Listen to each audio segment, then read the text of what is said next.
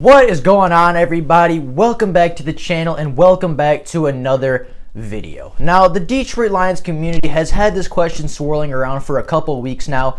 That question is, of course, the topic of tanking and whether or not the Lions should be tanking and whether or not they are tanking the NFL season. Now, of course, tanking is obviously purposely losing games to gain draft capital and to get a higher pick in the NFL draft.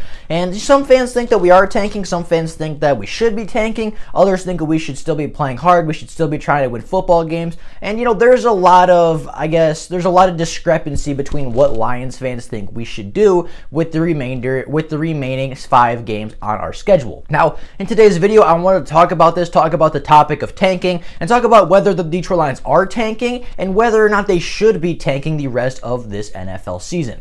Now, before we get into it though, if you are new to the channel and are enjoying this Detroit Lions content, please consider liking the videos and subscribing to the channel. It only takes 2 seconds out of your day to do so, and it helps the channel out more than you could know. So if you could do that, just take those 2 seconds out of your day to like and subscribe. I'd be greatly appreciative for it. But without any further ado, let's get into talking about whether or not the Lions are tanking and whether or not they should be tanking to get the best available player in the draft.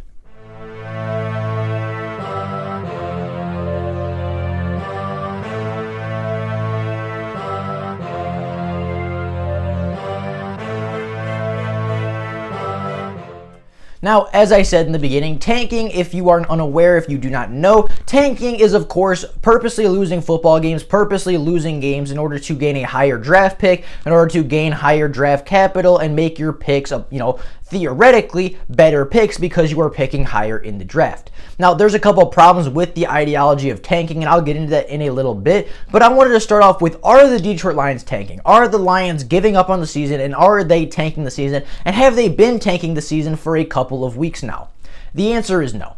The Lions are not tanking, nor will they ever tank a season. No NFL team ever tanks. Tanking is not a real thing. There's a couple reasons that we know this. There's a couple reasons that you can look at and say, obviously, they're not tanking, right? The biggest one being Matt Patricia and Bob Quinn are very much on the hot seat. They were in the hot seat coming into the 2020 season. So if they started tanking to get a better draft pick and to get better players in the upcoming draft, they would not be here to use those picks. They would not be here to select the player and or coach the player when he does eventually get to Detroit. Tanking does not make sense. Matt Patricia could not afford to tank. Bob Quinn could not afford to tank a season. Most of the players on this team and most of the coordinators on this team and coaches could not afford to tank the season. The Lions, tanking doesn't make sense for them. Tanking did not make sense for them, nor does it ever make sense for them, especially this season with your coach being on the hot seat, with a lot of your coordinators and your GM being on the hot seat. Tanking does not make sense.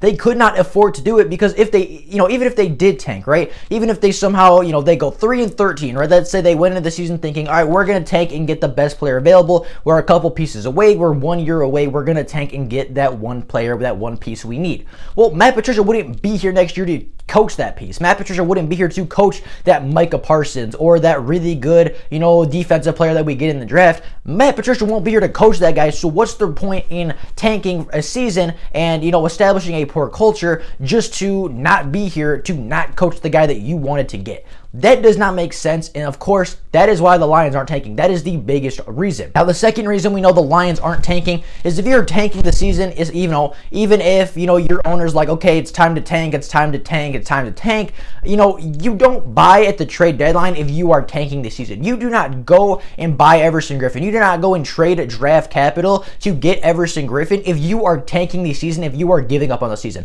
If you're giving up on the season and if you are tanking, you do not trade that pick. You keep that capital because, theoretically, with tanking, that pick could be much more valuable than Everson Griffen would be. If you're tanking, that pick becomes much more valuable because you're picking much higher in the 6th round or the 5th round, whatever we're going to give up to get him.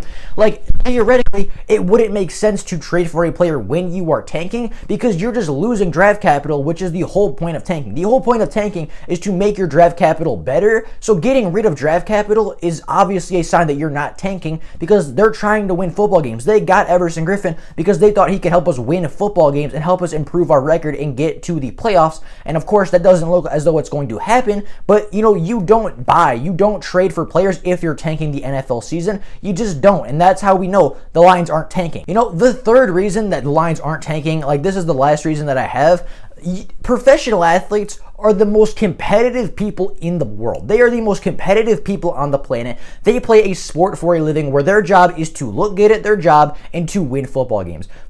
Athletes in general are some of the most competitive people you will ever meet. Speaking from an athlete, I'm sure many of you guys are former athletes yourselves, and you can speak from experience. You are a competitive person if you are playing any competitive sport. If you are playing at the high school level, the college level, and especially the professional level, if you are an athlete and a good athlete who is committed time and energy and is really committed time to their craft, you are one of the most competitive people because you did not put in all this work. You did not go through your whole life practicing and playing and winning and going through all this struggle just to not win football games. You are not going through all this struggle and all this pain in your life, especially when it comes to practices, all these late night practices, all these early morning practices, all the conditioning. You're not going through all of that to lose football games. These athletes in the NFL, especially NFL athletes, are some of the most competitive people you will ever meet. They are some of the most competitive people on the planet. And you were never, ever going to convince these guys to tank and sell out a game just for better draft stock. You were never going to convince one of these athletes, let alone 55 of these athletes a week, to give up on a game and to just tank the season. It does not happen because the players will not let it happen. Can Matt Patricia, if he wanted to tank the season, call a poor football game? Can he call poor plays and put his players in bad positions? He can, but the players are never going to let you tank a season. Players on a football team are never going to want to tank a season because they are competitors. They want to win. They've been at big programs their whole life. 99% of the athletes in the NFL come from the Ohio States and the Alabamas and the Georgias and the Clemsons. They come from the powerhouses where they're used to losing one game a season at most and competing for a national championship. They're competing to be the best team in the world. They go to these schools to be competitors, to be the best. They go to these schools to win national championships and to go to the best program and the best teams that they can be on because they want to win. They want to be champions. They want to be national champions. They want to be conference champions. They want to be winners. A coach can never, ever walk up to a team and say, we are going to tank the season. You are not going to do your job to the best of your ability. You are not going to play to the best of your ability. We are not going to play to our potential as a football team because I want a better draft pick.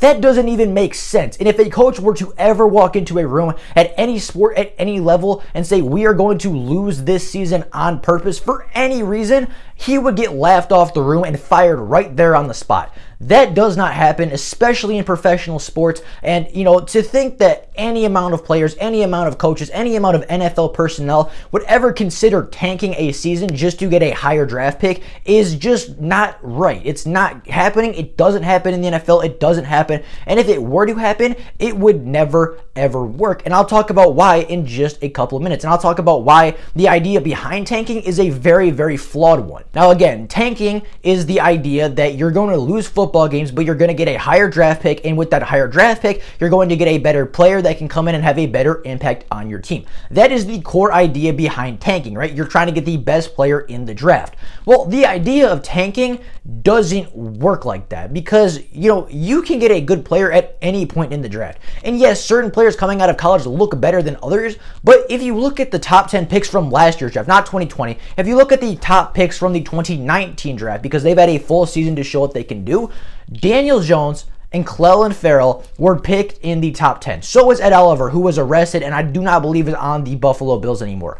Those were 3 of the top 10 players taken in the NFL draft, and all of them are bad. Daniel Jones will likely be replaced after this season. Clelin Ferrell will be a rotational pass rusher at best for the rest of his career. He is not a top 4 pick. He was the number 4 overall pick, and he is not doing anything in the NFL. You look at who else? Who else was there? There's Ed Oliver. Ed Oliver was a solid pick, but he went out and got arrested, and now he's not even on the team anymore.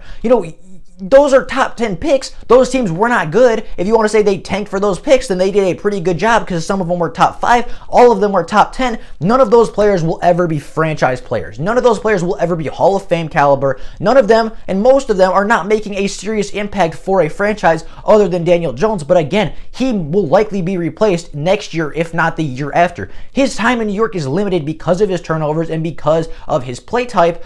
He is going to be replaced. Clelin Ferrell can be forgettable. Clelin Colin Farrell, I totally forgot was in the NFL. Ed Oliver, the only reason I know he's in the NFL still is because he was in the news being arrested. Like, these picks, these top 10 picks did not pan out. You also look at other top 10 picks in recent years. John Ross is a good example. You know, there are a bunch of top 10 picks every single year that every team picks. Every team likes this guy coming out of college. Every team wishes they could get this guy, and then they get hurt, or they don't live up to expectations because they got poor work ethic, or maybe they have injury concerns. Like, you never know in the NFL draft. The NFL draft is educated guessing. That's what it is. It's not a science. It's not exact. It is educated guessing by people that are paid to make guesses on how they think a player will translate to the NFL. You can look at tape, you can look at numbers and say, well, he should be good, but there is no way of knowing whether or not a player will or will not transition to the NFL. There is no such thing as a can't miss prospect. There is no such thing as a guaranteed Hall of Famer. There is no such thing in the NFL draft as a safe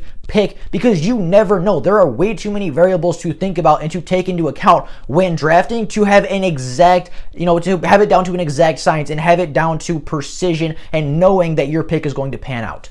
You look at those three big busts in the top 10 of the 2019 NFL draft. Well, A.J. Brown, a really good wide receiver for the Titans, was drafted in the second round. DK Metcalf, a really good wide receiver and one of the better wide receivers in the NFL right now, was drafted late in the second round by the Seattle Seahawks. And then you have guys like Max Crosby, who had 10 sacks his rookie season, was up for Defensive Rookie of the Year. He was drafted in the 4th round. Amani Oruwariye was drafted in the 5th round. Dre Greenlaw, a really good linebacker for the 49ers, was drafted in the 5th round as well. Like, you never know. Drafting is not an exact science, and you can get really good players without having a top 10 pick.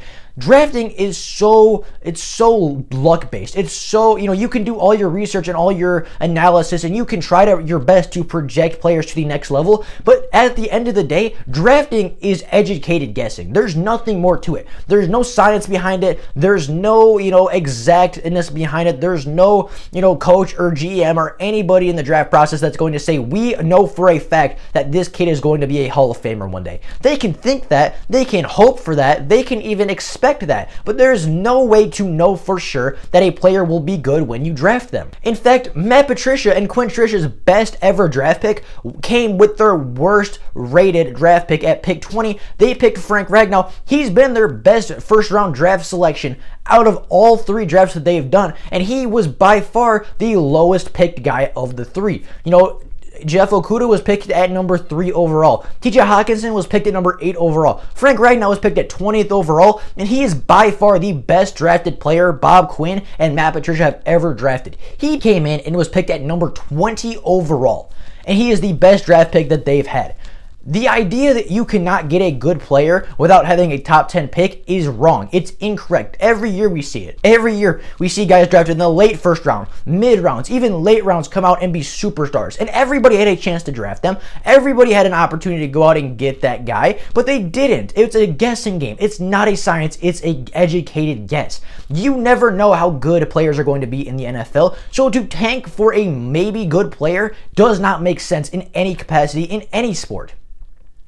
You have just as much opportunity to get a Hall of Fame caliber player in the late first round as you do with a top 10 pick. You have just as much opportunity to get a franchise-saving and franchise-changing player in the later rounds, in the late first round, early second round, maybe even late second round. You have just as much opportunity to get a Hall of Fame player at any point in the draft as you do in a top 10 pick. Yes, they look better coming out of college, but there is no way you can project them to the NFL. There is no way you can know for a fact that even if we do get a top 10 pick, that Bob Quinn will even spend it wisely, that Bob Quinn will even use it correctly, because there's just no way of knowing. There's no way of knowing that. And the other reason that we cannot tank, and the other reason that no team should ever tank in the NFL season, the one reason that no team does tank in the NFL is because it builds a bad culture. It builds a culture of losing, and it builds a culture of players not wanting to come there.